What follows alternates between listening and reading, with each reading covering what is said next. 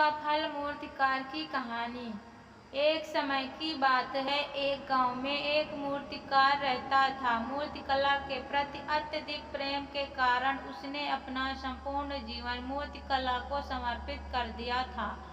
परिणामात्मक वह इतना पारंगत हो गया था कि उसकी बनाई हर मूर्ति जीवंत प्रतीत होने लगी थी। उसकी बनाई मूर्तियों को देखने वाला उसकी कला की भूरी भूरी प्रशंसा करता था। उसकी कला के चर्चे उसके गांव में ही नहीं बल्कि दूर दूर के नगर और गांव में होने लगे थे। ऐसी स्थिति में जैसा सामान्यता होता है वैसा ही मूर्तिकार के साथ भी हुआ। उसके भीतर अहंकार की भावना जागृत हो गई।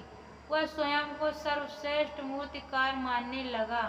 उम्र बढ़ने के कारण जब उसका अंत समय निकट आने लगा तो वह मृत्यु से बचने की युक्ति सोचने लगा।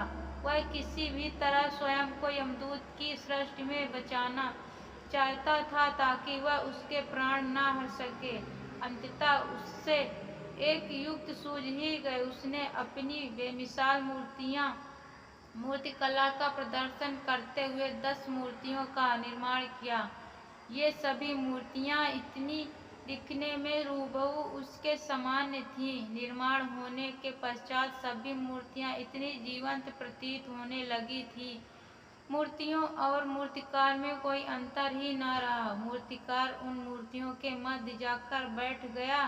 युक्ति अनुसार यमदूत का उसे इन मूर्तियों के मध्य पहचान पाना असंभव था। उसकी युक्ति कारगर की सिद्धि हुई। जब यमदूत उसके प्राण हरने आया तो 11 एक तरीकी मूर्तियों को देख चकित रह गया। वह उन मूर्तियों के अंतर कर पाने से असमर्थ था, किंतु उसे ज्ञात था कि इन्हीं मूर्तियों के मध्य मूर्तिकार छुपा बैठा है। मूर्तिकार में के प्राण हरने के लिए उसकी पहचान आवश्यक थी।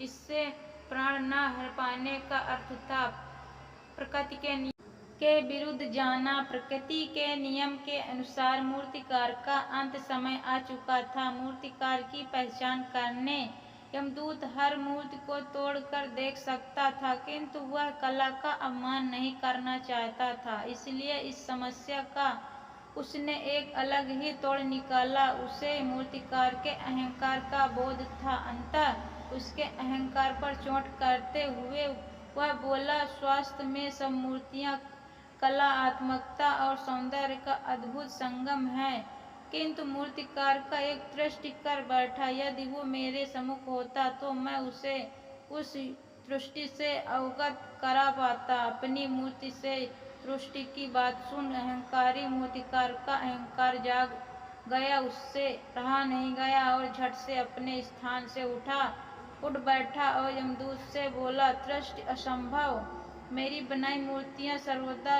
दृष्टिहीन होती हैं। यमदूत की युक्ति काम कर चुकी थी। उसने मूर्तिकार को पकड़ लिया और बोला, बेजान मूर्तियां बोला नहीं करती और तुम बोल पड़े। यही तुम्हारी दृष्टि है कि अपने अहंकार पर तुम्हारा कोई बस नहीं। यमदूत मूर्तिकार के प्राण हर यमलोक वापस चला गया। अहंकार विनाश का कारण है, इसलिए अहंकार को कभी भी खुद पर हावी न होने दें। अगर आपको हमारी कहानी पसंद आई हो तो सब्सक्राइब जरूर करना। धन्यवाद।